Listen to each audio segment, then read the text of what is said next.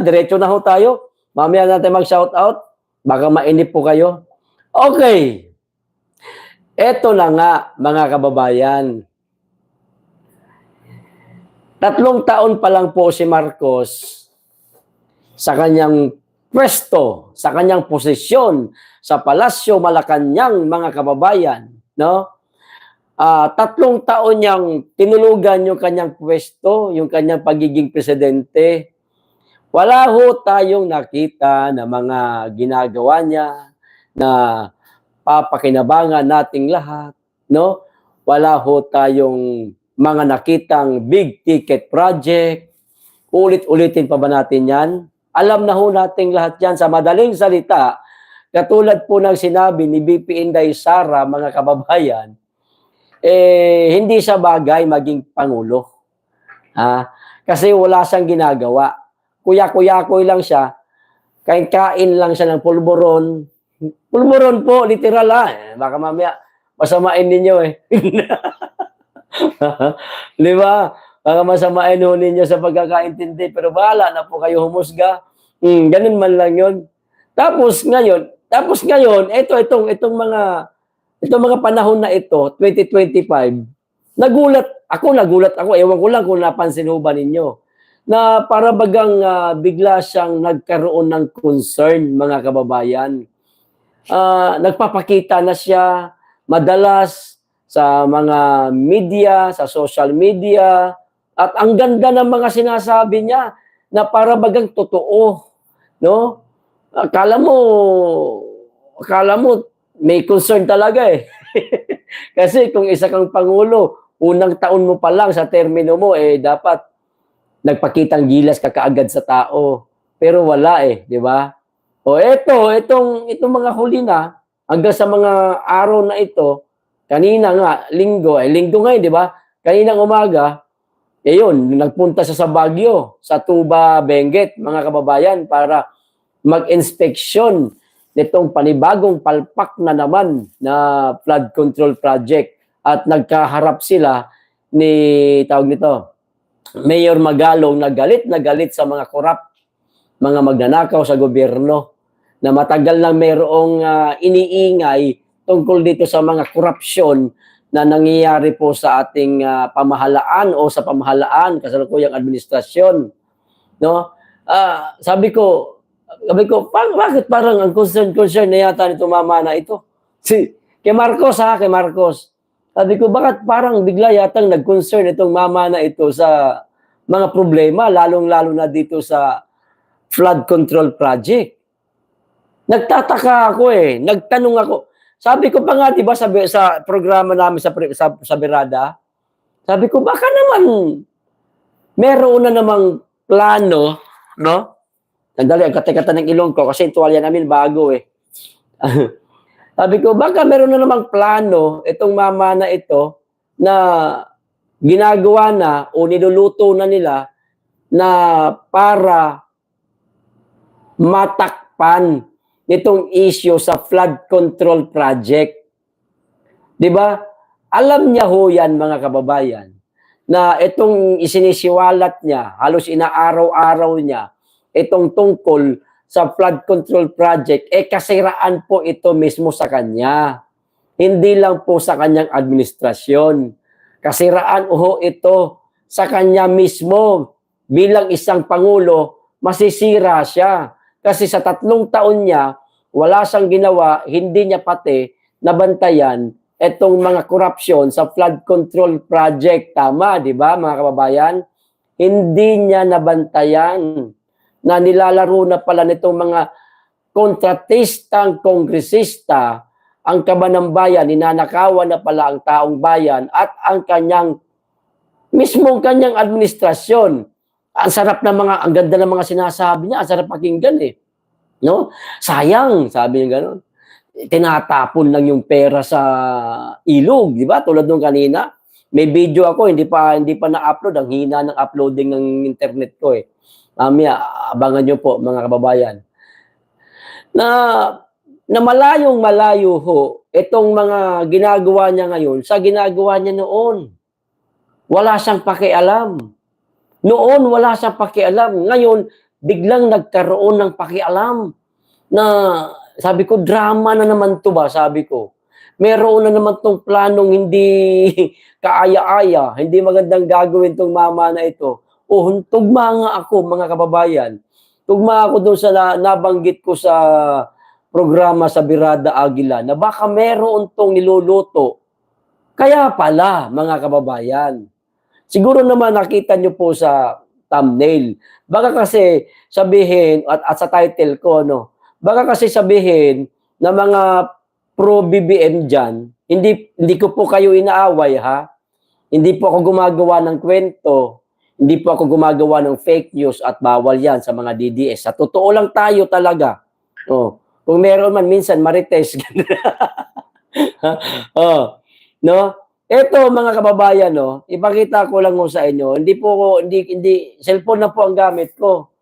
Hindi po ako gumamit ng laptop. Ayan, no? Pakita ko sa inyo para makita po nito mga makamarkos na totoo itong sinasabi ko. Ayan, no? Galing po yan mga kababayan sa abogado. Oh, Abogado PH. Medyo baliktad lang dyan sa inyo, naka-mirror dyan. Pero kung i-screenshot ho ninyo at baliktarin po ninyo yung inyong in-screenshot, mababasa nyo po yan na maayos. Hindi, ano yun? Hindi gawa-gawa mo lang yan PL. Go, shout out. Ayan, oh.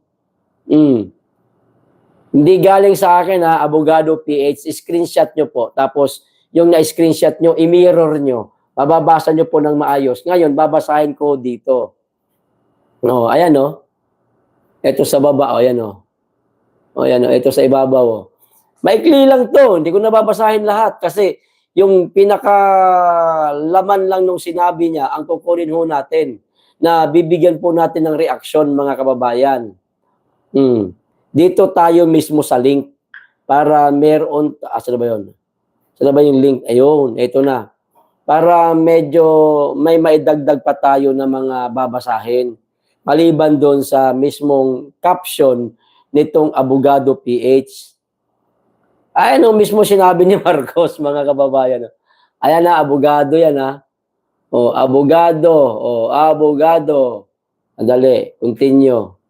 Oh, napunta tuloy tayo sa Shopee. Saglit lang. Ayan, oh. Basahin ko na, ho. Ayan, abogado. Ayan, oh. Oh, abogado. Ayan. Oh, Marcos. Sabi ni Marcos, mga kababayan, ha? Hindi ito sabi ng abogado. Mismong sabi ho ito ni Marcos. Oh, pinick up lang po ng abogado. Marcos, oh, I won't leave Malacanang until flood control projects problems are fixed. Papayag kayo. Hindi daw siya aalis sa Malacanang, mga kababayan, hanggat hindi daw po natatapos ang problema sa maanumalyang flood control project. Sabi na eh. Nagdududa na ako, mga kababayan. Yun pala yung sabi ko, parang tumatama yata yung ginagawa nitong tao na ito ngayon. Sakto eh. Kasi tayo, problema tayo eh. Tayo nagrereklamo na dito sa flood control project na maanomalya. May corruption.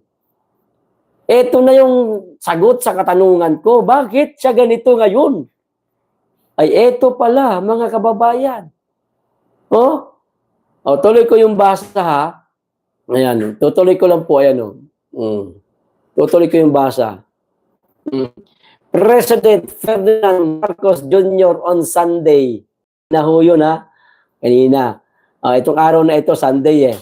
Ngayon ang umaga to nangyari. Vowed that he will not leave Malacanang until he has resolved the corruption and shoddy work associated with the country's flood control projects, mga kababayan. This was as he inspected the Cannon Road Rockshed project at Camp 6 Barangay Camp 4 and Tuba, Benguet. Ito ho yung mga sinabi ho ni Marcos, mga kababayan, nasa baba eh. Teka lang hanapin ko lang. Oh. Ito na ha, if there's one thing, I will not leave this office until I fix this. This is one of those things Marcos said after the inspection of the 152-meter structure that was meant to protect motorists from landslide. Kita nyo na, mga kababayan. Tama ho si Tatay Digong na maaaring walang planong bumaba itong mama na ito.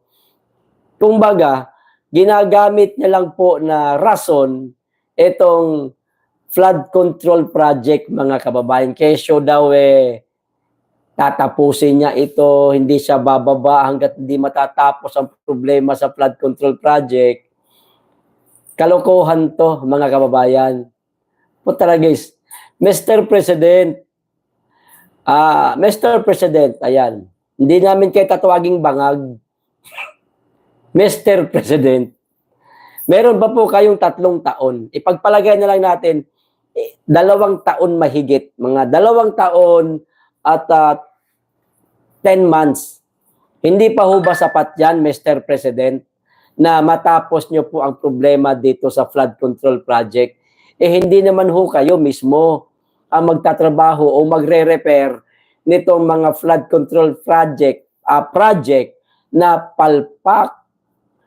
Oo, yung anomalya, yung corruption na riyan na ho yan, hindi na ho natin mababawi pa yung mga pera sa mga kontratistang nagkamal ng salapi mula dyan sa maanumalyang flood control project di umano.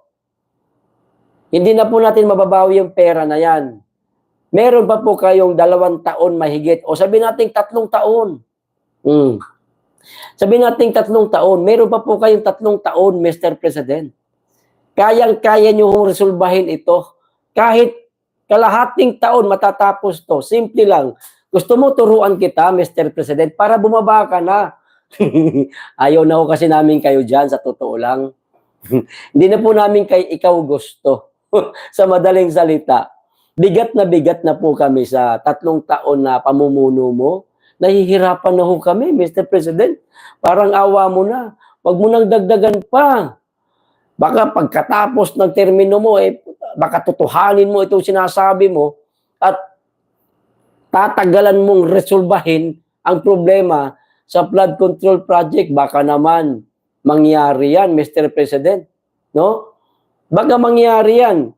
Kasi ganito lang Ito, tuturuan ko po kayo para ma-resolve kaagad yung problema ninyo. Ha? Simple lang, Mr. President. Simple lang. Kung gusto mong matapos kaagad ito, maayos, ma-resolve itong anomalyang project sa flood control project, yung mga pinangalanan nyo ho, 15 ho yun, sir. 15. Yung 15 na yun, imbestigahan nyo ASAP. Nariyan ang Blue Ribbon Committee na handang mag-imbestiga anumang oras. Ipag-uutos lamang po ninyo sa Blue Ribbon Committee pa lang. Sigurado na ho yan, pero wag ho ninyo hahayaan na ang mismong mag-imbestiga nito ay ang House of Representative o ang Kamara. Baka naman ho, anong klaseng investigasyon ang mangyayari?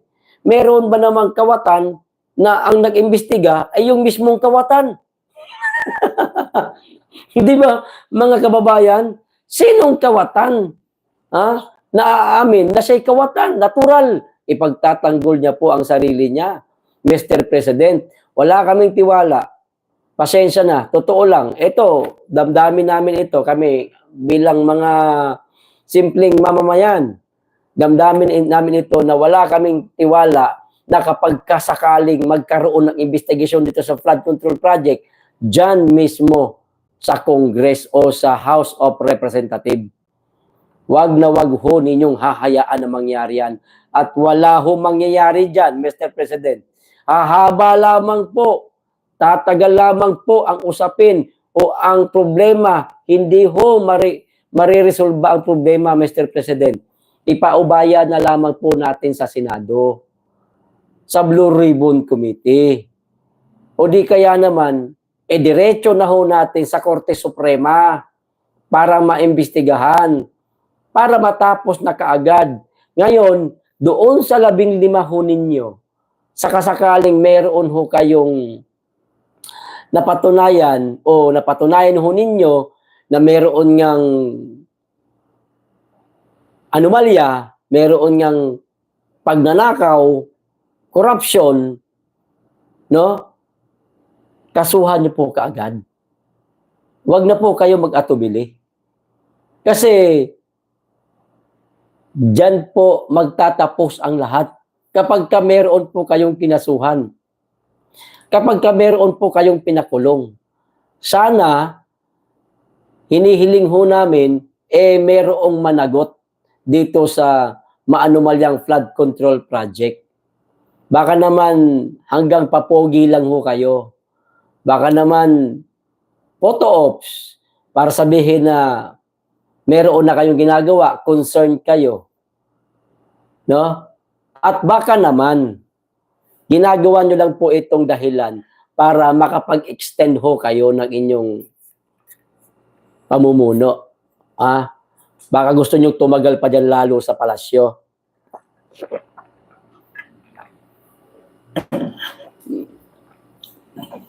Dagdag drama na naman yan eh.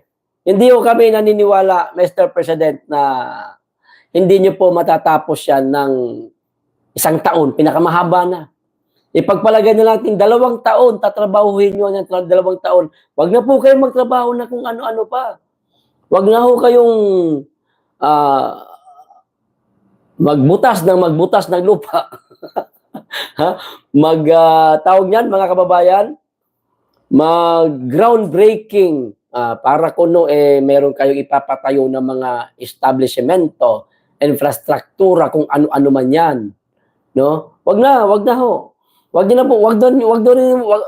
rin pong problemahin yung mahal na presyo ng bigas, na mga bilihin. Wag na ho, nasanay na po kami at nakapag-adjust na po kami, Mr. President. Kayang-kaya ho namin magdildil ng asin. Matitiis po namin yung magdildil ng asin kaysa sa tiisin po namin na ikaw ang nariyan. Na ikaw ang presidente. Hindi ho namin matitiis, Mr. President. Parang awa nyo na ho. Hindi na po namin kaya. Bigat na po kami sa pamumuno mo. At higit sa lahat, isa pa na masasabi ho namin sa iyo, wag niyo pong gagawing rason itong problema sa flood control project para hindi ho kayo bumaba. Nagdadrama na naman kayo eh. Ngayon pa lang nagpapahiwatig na ho kayo. Meron pa po kayong 3 taon. Mariresolba nyo pa po ang problema sa flood control project. Ano sinasabi ho ninyo? Na hindi kayo aalis o hindi kayo bababa sa pwesto, hindi kayo aalis sa Malacanang hanggat hindi nyo nare-resolba ang problema sa flood control project. Anong klaseng drama yan? Nagpapahiwatig na ho kayo eh. Nagpapahiwatig na po kayo, Mr. President. Sabi na nga ba yung duda ko nagkatotoo. Tama talaga mga kababayan kapag nagduda ako. No? Tama talaga yung mga duda. Sabi ko, teka, pinupunahan niya ang flood control project na ang tatamaan nito siya mismo dahil pumirma din siya. Di ba, hindi po mailalabas ang budget niyan, mga kababayan, kung hindi po siya pumirma. Tama? Makita niya, ganun kalaki ang budget para dyan sa DPWH. Pwede niya namang ibeto yan eh. Para saan to? Ba't anak niyo? Napakalaki nito. Pwede niya namang ibeto yan eh. Diba? Pero hindi ho, pinirmahan niya ho, mga kababayan. Pinirmahan niya. Sinang-ayunan niya. At ito namang mga kawatan ng mga kontratista, hala sige. 'Di ba? Hala sige, ito may project, may pera na naman tayo. Karamihan ng mga kontratista, napakayayaman na po. Yung iba nga, na-interview pa sa mga kilalang mga journalist. Gaganda ho ng mga sasakyan. Luxurious car. Hindi lang isa, dalawa, tatlo, apat, lima. Umaabot pa ng 50 hanggang 40 hanggang 50 ng mga sasakyan at ang gaganda, ang gagara ng mga bahay. Tinalo pa yata yung politiko eh. Di ba? Parusahan nyo po, habulin nyo yung mga nagkamal ng salapi, yung mga tumiba-tiba dito sa flood control project. Wag hong ngayon pa lang, 3 taon pa lang, nagpapahiwatig na ho kayo na, oy mga kababayan, parang ganun ba? Mga kababayan ko, kulang na lang i-announce nyo eh. Oy mga kababayan, hindi ako aalis sa Palasyo Malacanang hanggat hindi ko matatapos yung problema sa flood control project. Tatapusin ko talaga to. Yeah. Kailangan may maparusahan. 3 taon mong tatrabahuhin, ang tanga mo naman. Ang bobo mo naman po. Di ba, mga kababayan? Simple-simple lang, 15 lang yung pinangalanan mo. Wag na lang yung dami na 67 ba yan? Karami daw itong mga kontratista. Doon na lang muna sa 15. Yun, kasuhan mo yung 15. Pag napatunayan ho ninyo na mayroon ngang irregularidad na ginawa dito sa flood control project. Ayaw ho namin ikaw dyan magtagal. Di ba, mga kababayan? Sige nga, kayo, kaunti lang naman tayo nanonood dito. 300 man lang tayo dyan. Ay tayo nagpikwentuhan dito. Papayag ba kayo, mga kababayan, na mag-extend siya ng kanyang termino alang-alang sa problema sa flood control project? Papayag ho ba kayo? Sige, hintayin ko po yung comment ninyo, mga kababayan. No hell. Hell no. Hell no pala. Di ba? Bisi-bisihan lang kayo eh. Sinasakyan nyo lang po yung issue sa flood control para masabi nyo yung mga bagay na yan. At ayan na nga, nasabi nyo na nga. Los niya, kapiil. Hindi ako papayag, sabi ni Tessie Robihes. Di ba? Masyado niya ginagamit po, mga kababayan, yung problema sa flood control project. Big no. Di ba? Masyado niya ginagamit, sinasakyan niya. Para nga naman, meron siyang dahilan na pag matatapos na siya, yung kanyang termino, hindi ako bababa, may problema pa ako. Iwan mo yung problema na yan. Bakit? Ikaw lang ba ang nag-iisang magiging presidente sa bansa? Meron pang mas magaling sa iyo, sir. Mr. President. Marami pang mas magaling sa iyo. May pinag-aralan, may degree, hindi katulad nyo po na wala daw kayong pinag-aralan, sabi ni Rowena Guanzon. At hindi kami umaasa na masusolusyonan mo ang problema sa flood control project. Pero maganda tong ginagawa mo ngayon. Dahil pinangalanan na ho ninyo. At least kita paano, meron nang hahabulin ang susunod na magiging presidente ng bansa. At walang iba, kundi yung mga pinangalanan mo. At yung iba pa na hindi pa ninyo pinangalanan, baka yung iba dyan tinago ninyo. Kasi kumpare ninyo, inaanak ninyo, baka ninong nyo mismo, ganun ba? Di ba? Kajaming nyo, di ba? Jamming ba sa banda? Mahilig man niya kumanta si Bongbong Marcos? Mahilig man niya magkanta-kanta, yung video okay ba? Ay, live band. Mahilig ka kasi frustrated, ano man yan? Ano tawag nito? Vocalist. Yan. Frustrated vocalist daw yan eh. Baka yung iba dyan, katropa nyo. Pangalanan nyo na rin po yung iba pang natitira para marami-rami pong hahabulin ang susunod na administrasyon. Kasi kung ikaw lang, nalabo ho, Kasi weak leader po kayo eh. Weak leader po kayo.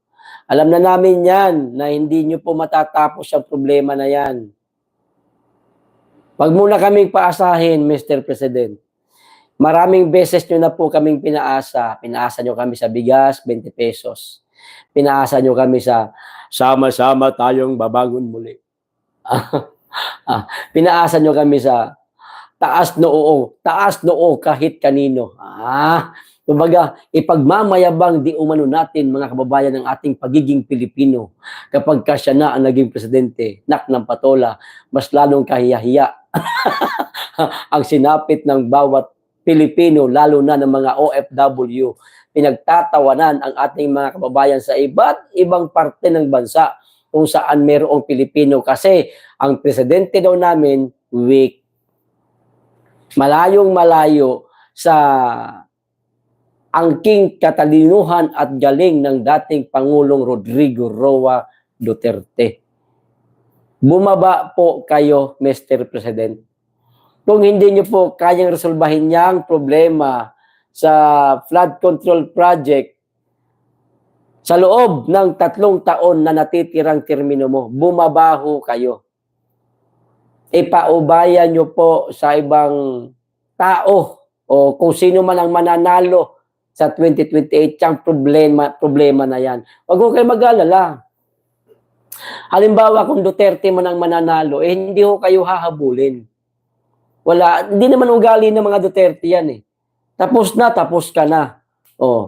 Si Pangulong Duterte, pinakulong niya ba si Pinoy? Wala. Kinasuhan niya ba? Wala. Kasi yan ang gustong alisin ng mga Duterte na kalakaran sa ating bansa kapag ka natapos ang termino, ipakukulong pa, iimbestigahan, di kaya ipapatapon sa ibang bansa. Hindi ginawa yan ni Tatay Digong sa mga presidenteng nauna sa kanya. Ginalang niya, tinapos niya. Hayaan mo na yan, tapos na sila dyan.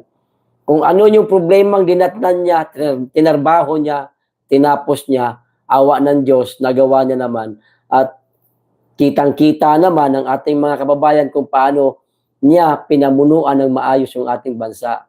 Kung hindi niyo po kaya natapusin sa loob ng 3 taon yung problema sa flood control project, lumayas po kayo. Meron pong eleksyon.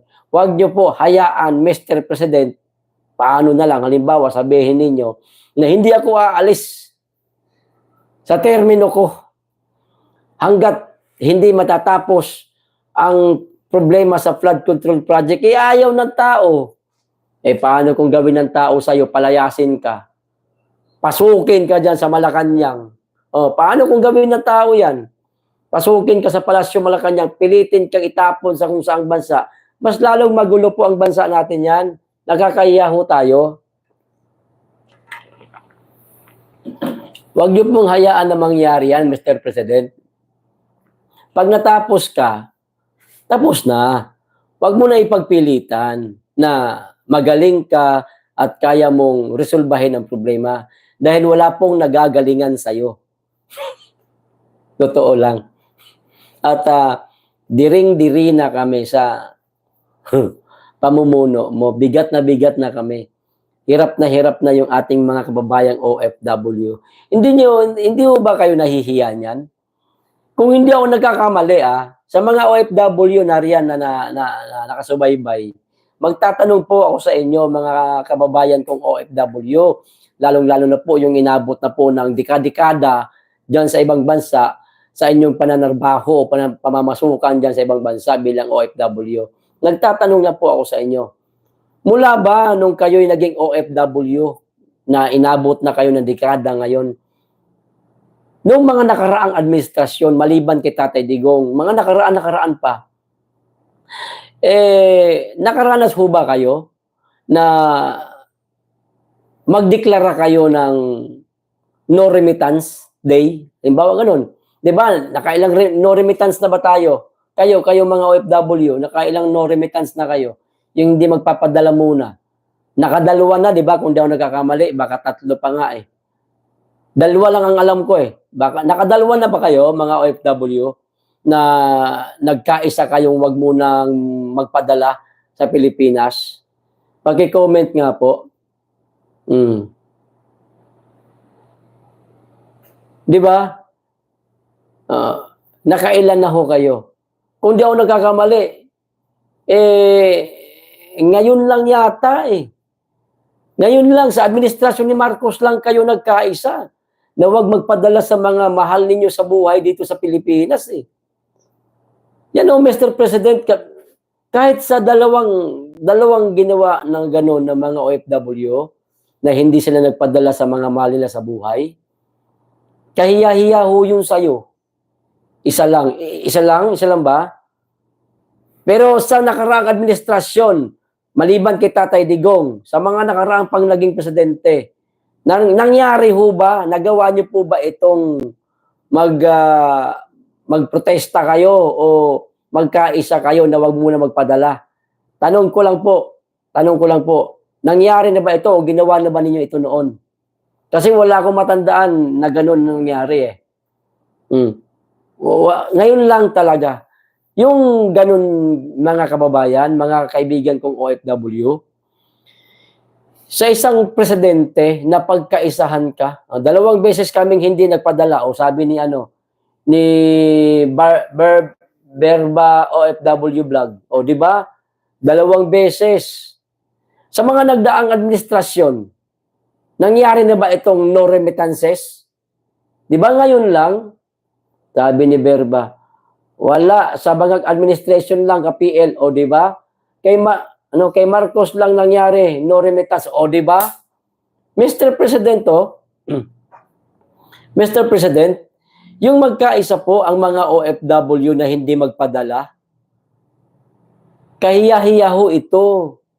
Kahiya-hiya ho yan sa administrasyon mo at sa pagkatao mo mismo bilang isang Pangulo. Kahiya-hiya ho yan. At hindi ho yan na itago sa mga karatig bansa natin, sa mga kapitbahay natin, mapamalaki o maliit man na bansa. Hindi ho yan na itago. Alam po yan ng mga ibang lahi. Alam ho yan ng Amerika. Alam ho yan ng mga malalaking bansa na nakatutok sa atin sa problema natin dahil nga ikaw ang presidente. Alam ho nila yan. Kahiya-hiya ho yan sa pagkatao nyo bilang presidente ng Pilipinas na pinagkaisahan ka ng mga kababayan mo na OFW na wag magpadala kasi hindi na nila nagugustuhan ang pamumuno mo. Hello, Kapil, 30 years na ako dito sa Abu Dhabi.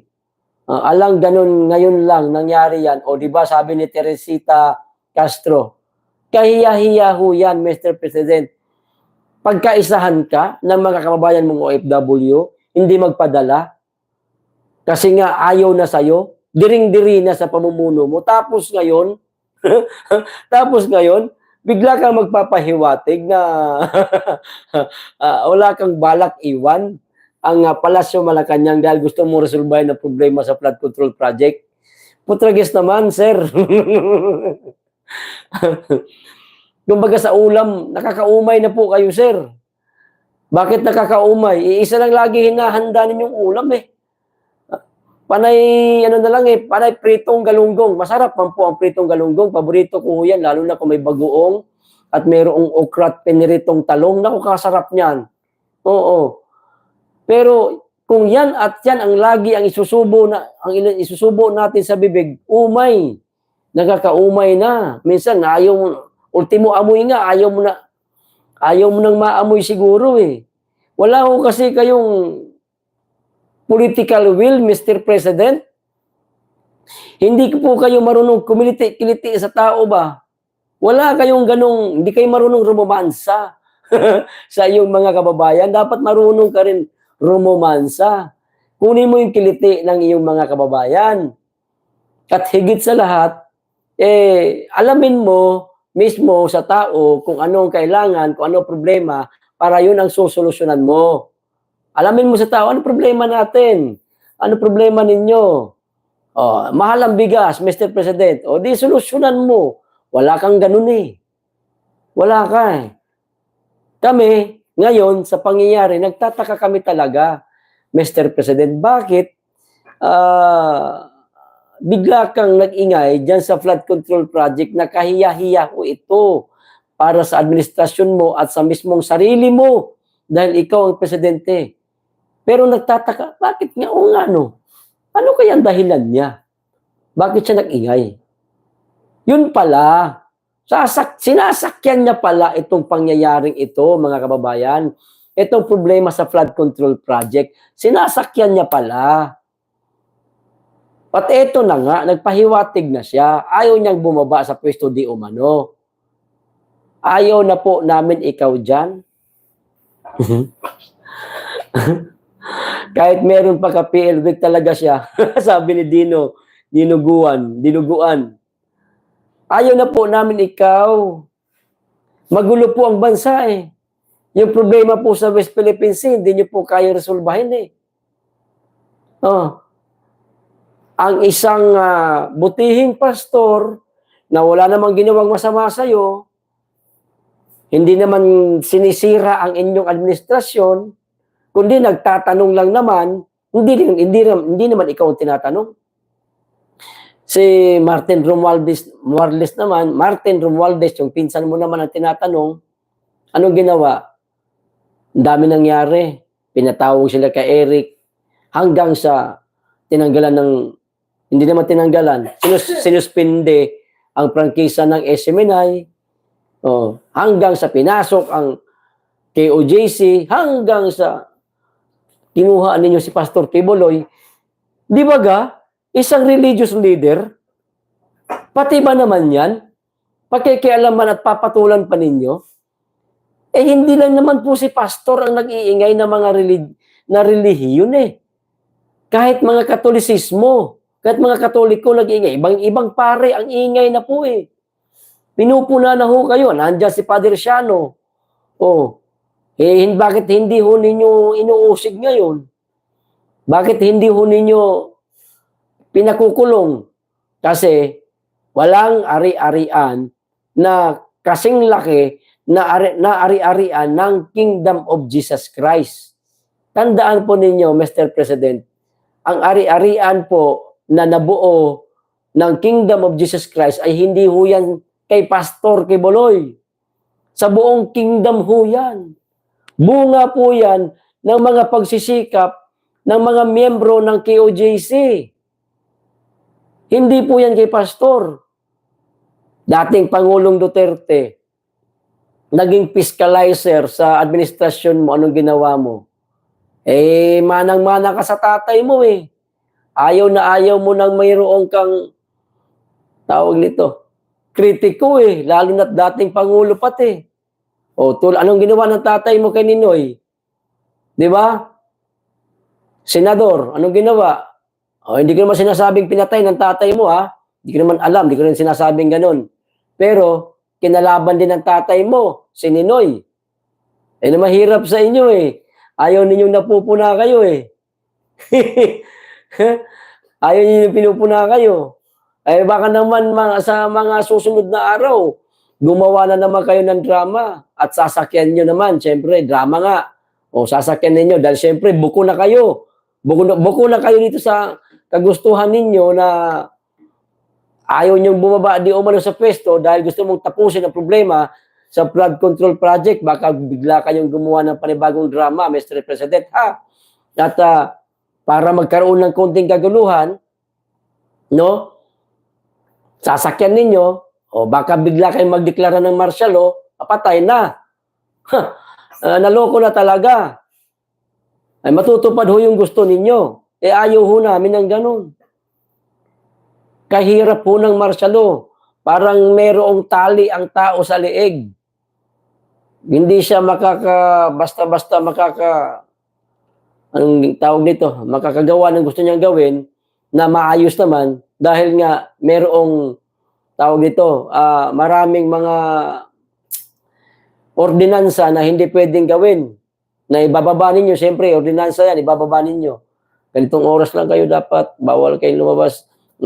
Dapat pagka galing ng trabaho, meron kayong mga papeles na hawak na kayo galing sa trabaho. Alam niyo, ako, hindi ko naman dinaanan yung martial law. Bata pa ako noon eh.